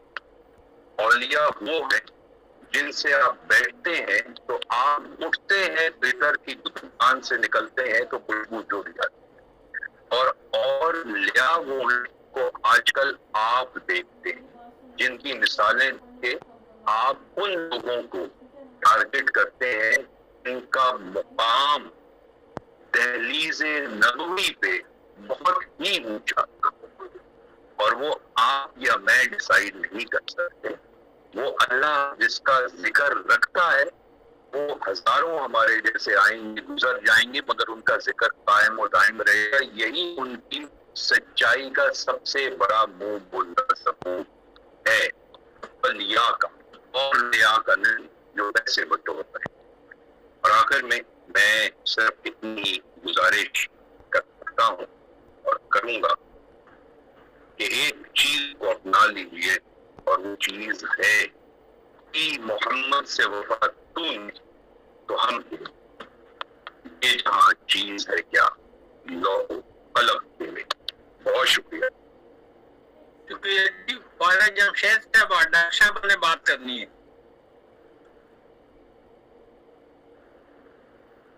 فارغ جمشید صاحب، آپ تک میری آواز پہنچی؟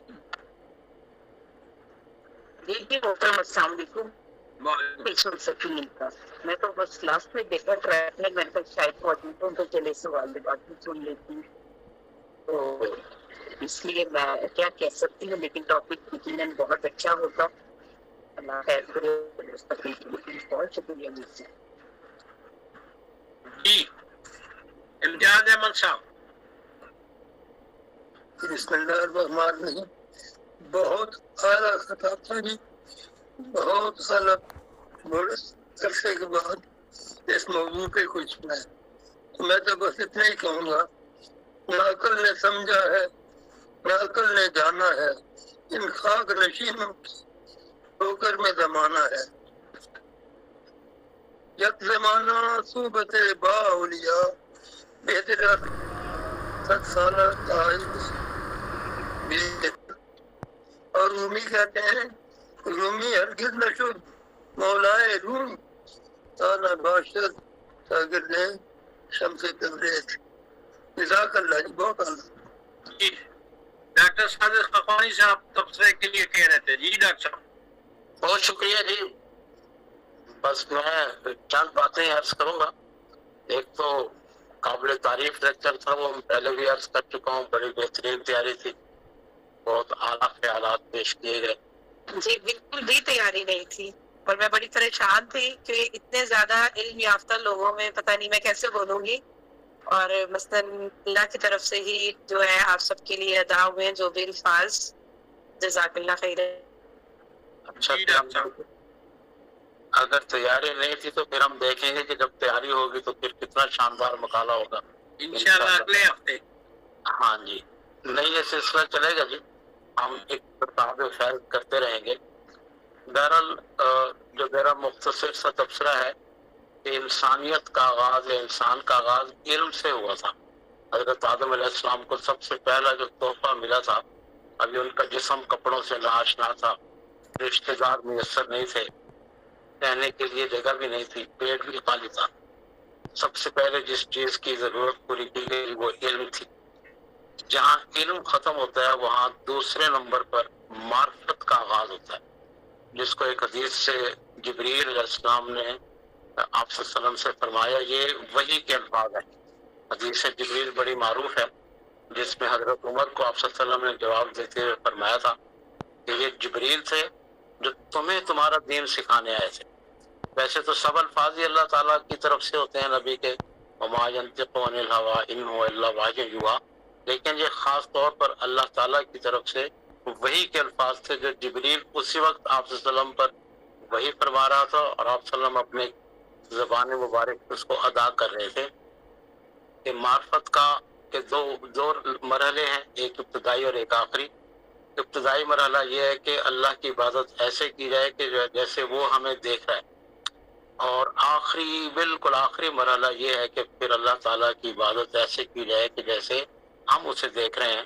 پھر دل کو آنکھیں مل جاتی ہیں اور انسان بصیرت سے، قلبی بصیرت سے اللہ تعالیٰ کا مشاہدہ کر رہا ہوتا ہے۔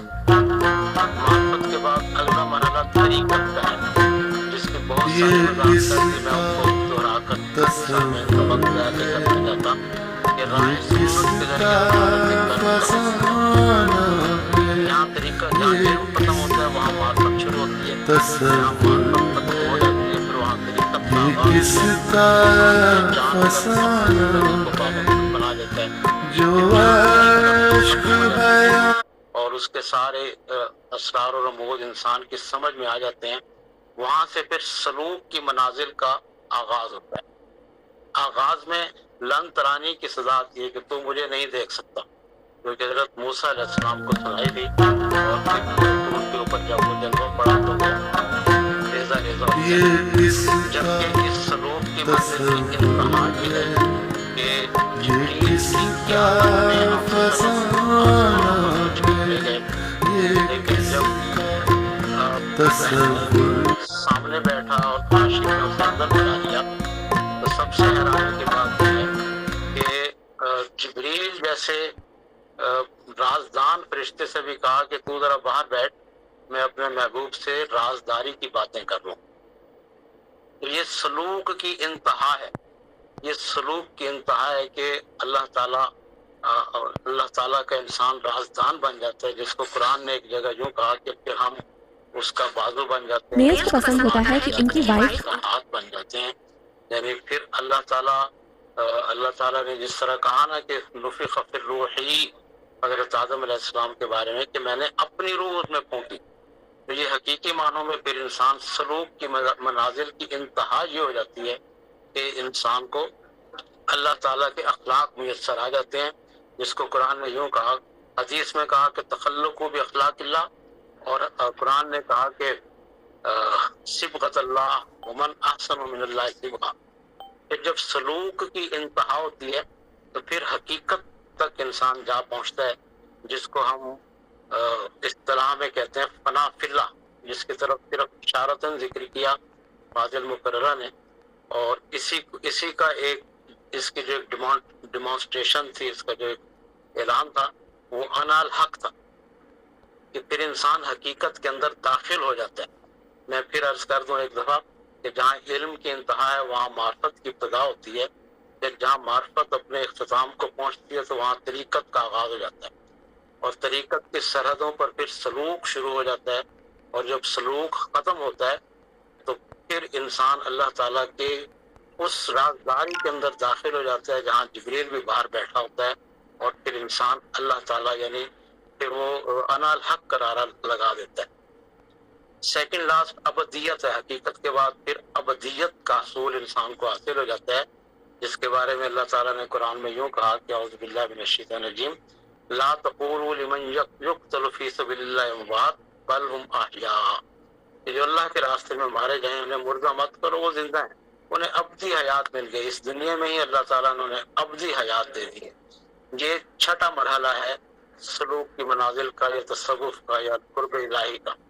ساتواں اور آخری مرحلہ یہ ہے جسے ہم روحانیت کہتے ہیں۔ ابھی ستی صاحب نے بڑی وضاحت ایک ہی جملہ بولا، لیکن وہ پس منظروں سے زیادہ گہرا تھا کہ روح الگ ہے، روحانیت الگ ہے، اس لیے کہ نفس تو سب کو ملتا ہے، جانوروں کو بھی انسانوں کو بھی، لیکن روح صرف انسانوں کو ملی ہے، جانوروں کو نہیں ملی، اور ان انسانوں میں سے روحانیت صرف انبیاء اور ان کی امتوں کو ملی۔ بہرحال یہ ایک الگ موضوع ہے کہ وہ اس کی کیا حقیقت ہے۔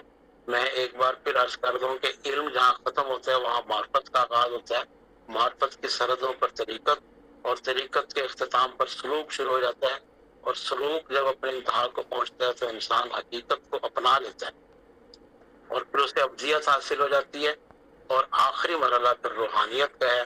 یہ بالکل ایک یعنی مبہم چیز ہے ہیں انسانوں کے لیے.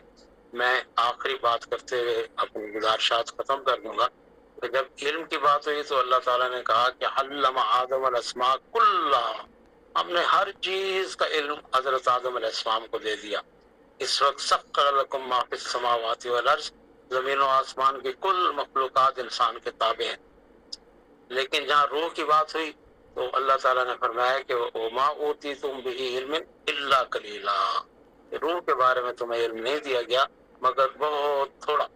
بس یہیں سے یہ بات کھلتی ہے کہ نبوت کا اعلان کیا جاتا ہے، باقاعدہ پہاڑیوں کے اوپر کھڑے ہو کر برملا اعلان کیا جاتا ہے، اپنی ذات کو پیش کیا جاتا ہے. جبکہ تصوف کا اخبار ریکوائرڈ ہے. جتنا انسان اللہ تعالیٰ کی ذات میں گم ہوتا جاتا ہے اتنا اس کے اوپر پردے پڑتے چلے جاتے ہیں، اور اگر پردے کھلتے ہیں تو پھر وہی نتیجہ نکلتا ہے جو انا حق کا نکلا. بہت شکریہ جی. شکریہ جی. ہم اختتام تک پہنچ چکے ہیں اور آج کے پروگرام کی صدارت فرما رہے ہیں سلطان محمود شاہین صاحب. میں ان سے درخواست کر رہا ہوں کہ صدارتی خطبہ عطا فرما دیں. سلطان محمود شاہین صاحب.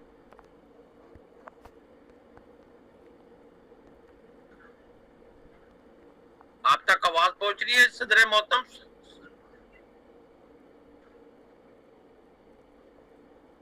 سلطان محمود شاہین صاحب آپ سامنے موجود ہیں؟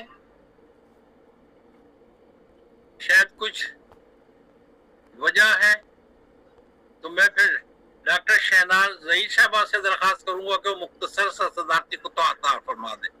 السلام علیکم ورحمۃ اللہ وبرکاتہ. آج کا مقالہ بہت اچھا تھا جس میں سب لوگوں نے شرکت کی اور اتنے عمدہ سوالات جو ہے ابھارے گئے آج، اور جن کا تسلی اور تشفی سے جواب دیا گیا کہ جو مبہم تھے اس کے تصوف کے بارے میں جو چیزیں مبہم تھیں وہ کھل کے سامنے آتی چلی جا رہی ہیں. انشاءاللہ اگلے ہفتے بھی یہ سلسلہ جاری رہے گا، کیونکہ جو ریسرچ کرتا ہے اسٹوڈنٹ تو وہ بہت اچھے انداز سے مختلف کتب سے استفادہ کرتا ہے اور دوسروں کو بھی مستفید و مستفیض کرتا ہے. اور ڈاکٹر ساجد خاکوانی صاحب کے بھی سوالات بہت اچھے تھے. ڈاکٹر فرید خان صاحب نے تو بہت اچھے طریقے سے جو ہے اپنے ذاتی مشاہدات اور تجربات اور علوم و معارف کی نشاندہی کر دی، جس سے ہمیں مزید سمجھ میں آ گیا. یہ ڈاکٹر یاسر حسین ستی الخیری جو ہے جہاں بہت سارے فلاحی کام کر رہے ہیں اپنے علاقے میں جو ان کی یوٹیوبز پہ دیکھے جا سکتے ہیں، وہاں ایک تصوف کو بھی انہوں نے اپنا محور و مرکز بنا لیا ہے. تو ہم میں سے ہر شخص کو چاہیے کہ وہ اپنا محور و مرکز اور اپنی نیت جس کو کہتے ہیں، جیسے کہ حافظہ امرین فاطمہ صاحبہ نے بتایا کہ نیت پر جو ہے تمام اعمال کا دار و مدار ہے. وہ یہی لب لباب تھا آج کے موضوع کا اور آج کے خطاب کا. تو ہماری نیات خالصہ ہو جائے تاکہ ہمارے اعمال بھی جو ہے ان کا اختتام جو ہے وہ کسی اچھے انجام تک پہنچے. اور ہمیں ربیع الاول کی مناسبت سے یہ ہم دعا مانگ سکتے ہیں کہ نبی کریم صلی اللہ علیہ وآلہ وسلم کی شفاعت نصیب ہو جائے. آمین یا رب العالمین. شکریہ. میرا مائک کلیئر ہو گیا ہے سر. اب ختم ہو گیا پروگرام جی. اب ہم اختتام کو میرا مائک کلیئر ہو گیا. پروگرام کی صدارت فرمانے والے جناب محترم یاسر حسین ستی الخیری صاحب سے ملتمس ہوں کہ وہ پروگرام میں شریک. میرا مائک کلیئر ہو گیا ہے سر. اور ڈاکٹر صاحب جو ہیں میرا مائک کلیئر ہو گیا ہے. میرا مائک اوپن ہو گیا. اب وقت زیادہ ہو گیا سر کا، آپ سے معافی چاہتے ہیں آئندہ انشاءاللہ. جی ڈاکٹر یاسر حسین ستی صاحب. جی میر صاحب بہت شکریہ، آپ کا حکم سے آنکھوں پہ اختتام کی طرف بڑھتے ہیں. اللہ تبارک و تعالیٰ کا لاکھ لاکھ شکر، حضور نبی کریم صلی اللہ علیہ وآلہ وسلم کی نظر عنایت اور ہمارے مشائخ کی توجہات ہیں کہ آج کا پروگرام پھر خوبصورت انداز کے ساتھ سجا. اور میں خصوصی طور پہ محترمہ امرین فاطمہ صاحبہ کا شکریہ ادا کرتا ہوں کہ جنہوں نے اتنا خوبصورت مقالہ پیش کیا. ہم امید کرتے ہیں کہ آئندہ بھی وہ ہمارے اس پروگرام کو رونق بخشتی رہیں گی. جتنے بھی حضرات و خواتین نے شرکت فرمائی، اللہ تبارک و تعالیٰ سب کی حاضریوں کو اپنی بارگاہ میں منظور و مقبول فرمائے اور ہم سب کی دنیا اور آخرت کو بہتر فرمائے. اسی پہ اختتام کرتے ہیں. سبحان ربک رب العزت عما یصفون وسلام علی المرسلین والحمد للہ رب العالمین. ڈاکٹر خاکوانی صاحب نے ہاتھ کا نشان بنایا, وہ کچھ کہنا چاہ رہے ہیں تو کریں. دعا فرمائیں گے ڈاکٹر صاحب. جی ڈاکٹر صاحب. جی صرف ایک جملہ کہ حافظہ صاحبہ سے گزارش ہے کہ ہماری باقی نشستوں میں بھی تشریف لائیں اور خطاب کیا کریں. آپ کو حکم ہے تو دعا کر لیتے ہیں. اللہم صلی اللہ محمد النبی الرحمی وعلی آلہ وسلم تسلیما. ربنا آتنا فی الدنیا حسنۃ وفی الآخرۃ حسنۃ وقنا عذاب النار وادخلنا الجنۃ مع الابرار یا عزیز یا غفار یا رب العالمین. ربنا اصرف عنا عذاب جہنم ان عذابها كان غراما انها ساءت مستقرا ومقاما. صلی اللہ تعالی علی خیر خلق محمد وآلہ وصحبہ اجمعین برحمتک یا ارحم الراحمین. السلام علیکم ورحمۃ اللہ وبرکاتہ.